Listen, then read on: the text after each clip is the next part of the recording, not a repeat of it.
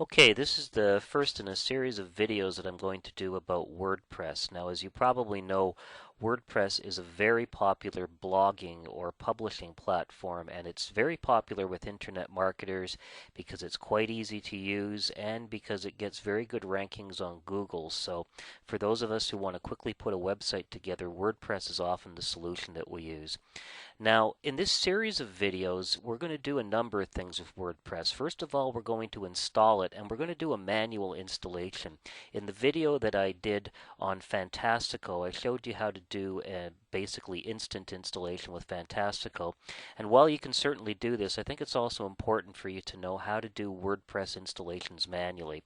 So first we're going to install WordPress onto a site. We're going to install a couple of themes and a couple of plugins. Plugins are additions to WordPress that extend its functionality.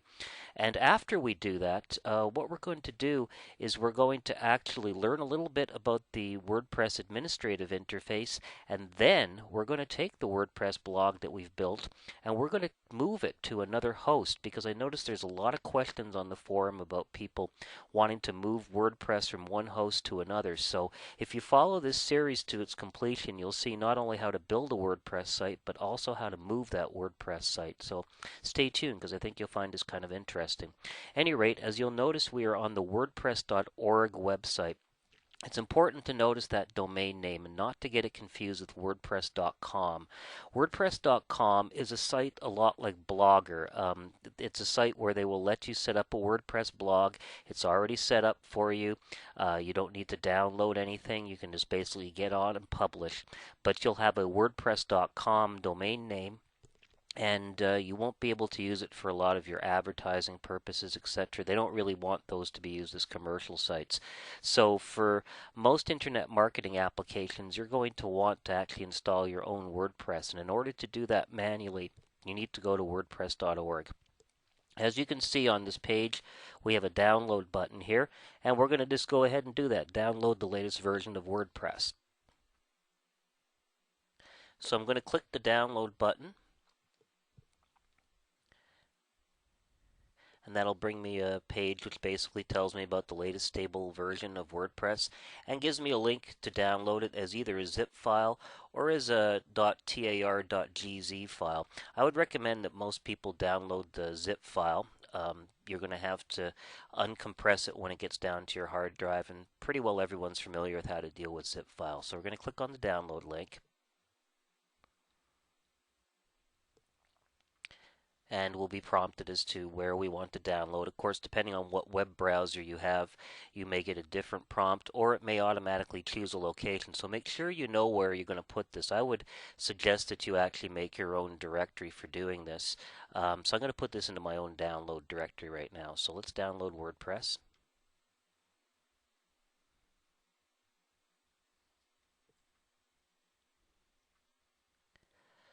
Okay, so now we're in the file folder that I've downloaded everything to, and as you can see, I've got the WordPress directory, or rather the WordPress archive, inside the folder. Let's just go and extract it. Now there's a number of ways you can do it.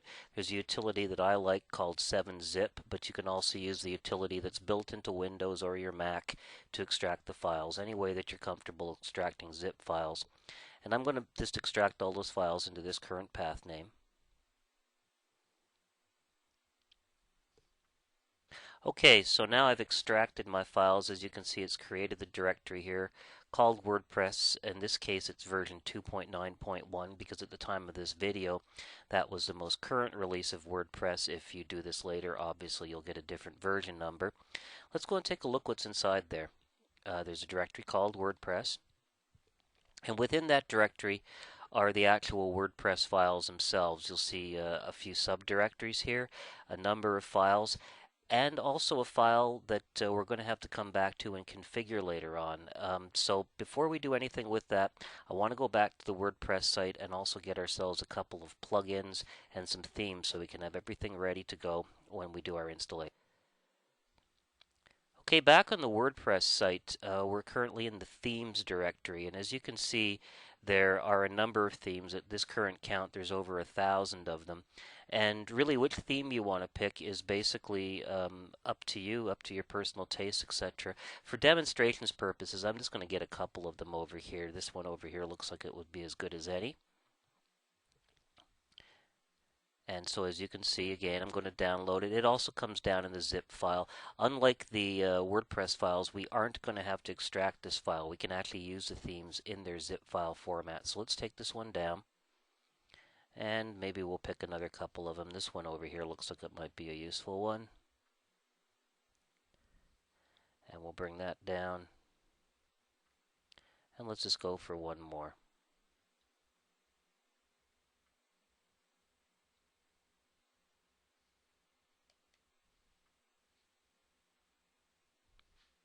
Okay, and again, I'm just randomly picking a couple of themes over here. All right, there's also plugins. Now, as I said earlier, plugins are bits of code that can enhance WordPress, and there's a number of plugins that are very common to get for internet marketers. But it really depends on what your site's going to do. You can have plugins to make photo galleries. You can have plugins to make slideshows. You can have plugins to do all sorts of things. There's a few really common ones, though. The most popular plugins on the side here are a good place to start. The all-in-one SEO pack is a very common plugin. And we'll look at that right now. When you're going to pick a plugin, one thing you might want to do is check down over here with compatibility. Right now, the current version of WordPress is 2.91, and the current version of this particular plugin is 1.6.10. And this combination has been said to work, and it's been reported back by a number of people. There have been a few people who have said it's broken, but the majority say that it works. This is a pretty well-trusted plugin, so I'm feeling pretty confident this one will work for us.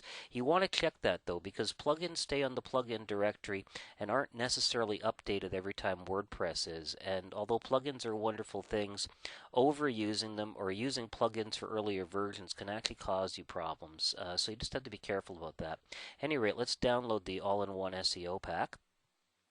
And again, it's a zip file. And again, it's also a file that we're not going to have to bother to unzip.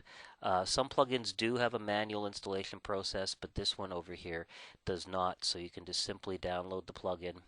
And when we get WordPress installed, we'll just upload it as a zipped file. Another one that we're going to download right now is the Google XML Sitemaps plugin. Again, it's a plugin that's been known to be compatible, used by a number of people. And the XML sitemap is a document that is submitted for search engines to use to let their crawlers know how to crawl your website. So you're going to want to get this one too. And there's a wealth of other plugins you'll probably want to get, but we're going to limit ourselves just to those two just for purposes of this particular demonstration. And as I said, we're going to get them all set up and then eventually move them over to another site and make sure that they're all working properly. Okay, so now we've got the materials that we need for WordPress. It's time that we get our site ready for it. Okay, so now where we are is on the C panel of the site that we want to place our WordPress on. As I said, we're doing a manual install, so we're not using Fantastical here. But one thing that we have to do for WordPress before we can install it is create a MySQL database. This is essential because this is actually where WordPress stores all of its content, and so it's a necessary part of the setup. I'm going to go into MySQL databases. And I'm going to create a new database over here. So we're just going to call this one WordPress. Although you can call this any name that you like, really. I'm just picking this as a name for our database. So let's call that WordPress. And we'll go back. And we'll see that there's a database called WordPress. Now notice this is actually preceded the name with the name of the account I've logged in at. So the actual full name of the database is not WordPress. It's a little bit more than that. So keep that in mind because you're going to need to know all this information for when you're setting up your script. We'll also need to create a user for it. So let's call our user WP user and give WP user a password. And we're going to give WP user a very poor password, and I don't recommend that you do this, by the way. This is just for illustration purposes, and so really pick a secure password that you can use. This is a demo that I'm going to be deleting afterwards, so I'm just going to run the risk that I can do that. Now I'm going to create the user, and we'll go back. And now what I need to do is associate the user with the database. Since there are no databases currently on this account, it's already selected for me this user to associate with this database. I'm going to give that user all privileges on the database and add the user to the database.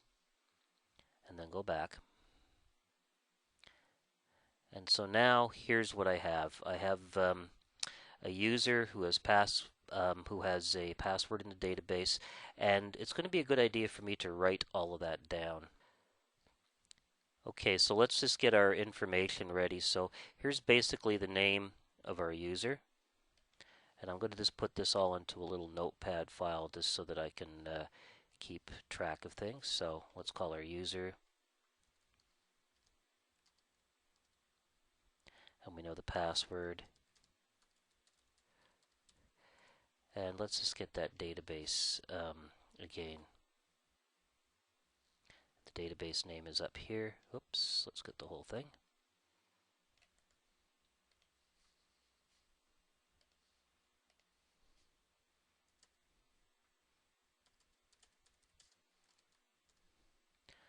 Okay.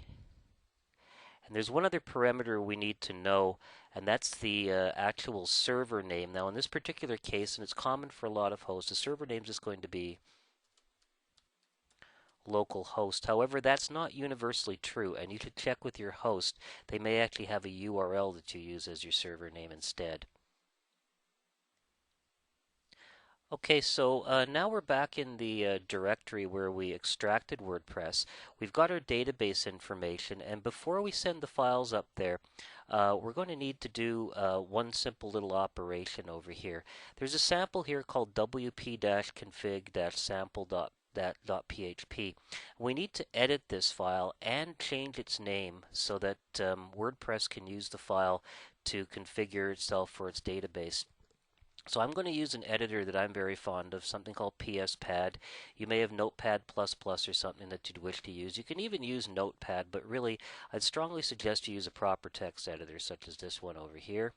This is one of my particular favorites, but again, there's a number of good text editors out there. And if we go into the file, we'll scroll down a little bit, and we should see the parameters that we need to put in.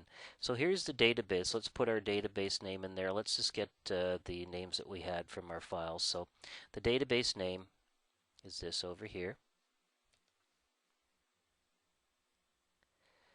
And we'll put it up over here. Oops. You want to put that in between the single quote marks.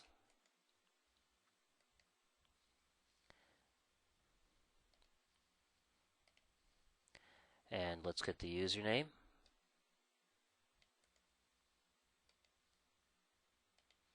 Again, you're going to replace the name in there with yours in between the single quote marks.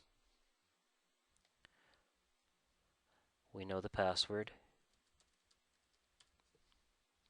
And we're going to leave that at localhost right now because that's the correct value for this server. Now, in this case, we don't want to save the file as wp-config sample.php.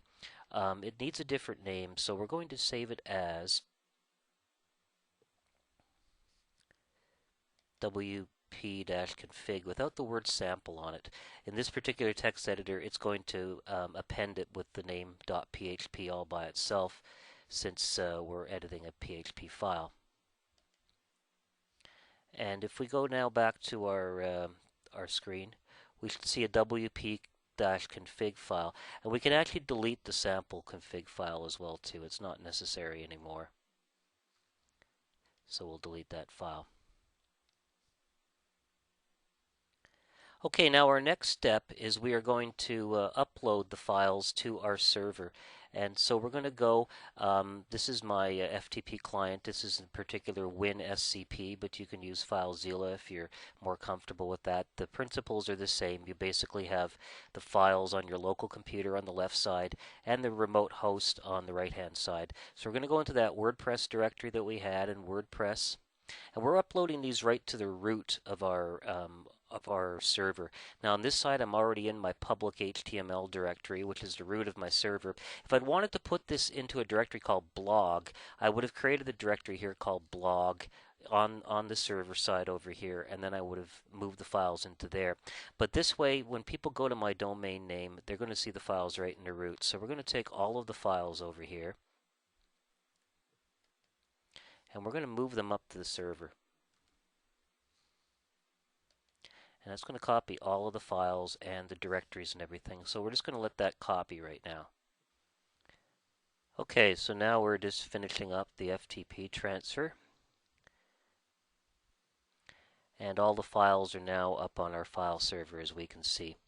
What we need to do at this point is we need to run the configuration utility. And in order to do that, we can refresh this here, and we'll see the files that we have. We go to our website, and we go to the wp-admin install.php file. In actual fact, if you go to the root of the website like I had there and refresh your screen, it'll automatically take you there. And it's going to ask you a couple of questions about your blog, and then we're all going to be set up. So the blog title, we're just going to call this the test blog, and the email,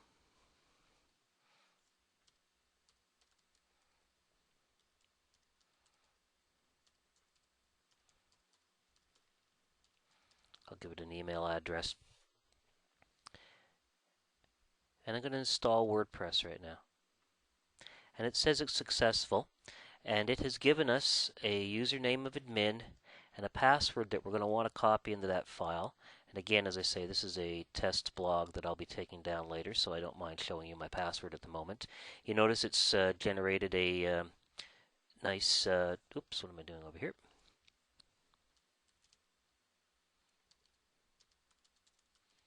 It's generated us a nice secure password for WordPress. We can go in and change that later if you like. And if we log in,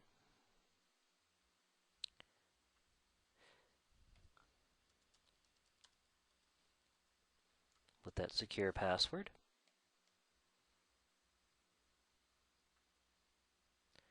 we're into our site. And it asks us over here right now if we would like to change the password. I'm going to say no thanks, don't remind me to that, but in a lot of cases you're going to want to do that. Okay, so we've actually got a test of WordPress. If you want to see what the site looks like, you can do the visit site. I recommend opening it in a new tab so that you can work with both the admin panel and the site. But you'll see the standard WordPress theme with test blog, just another WordPress weblog, etc. This is pretty standard for a new WordPress installation. So here we have a brand new installation of WordPress all finished. What we're going to do is we're going to stop this video right now, and in the next one we are going to upload the themes and the plugins that we've got from the WordPress site, and we'll install them onto this blog, and we'll do a couple of configurations. We'll configure some of those plugins. We'll add a little bit of content to the blog, and show you how to get around the WordPress admin panel. And then on the video after that, we're going to show you how to move this to a completely different site. So thank you very much for watching this, and please stay tuned for the next video.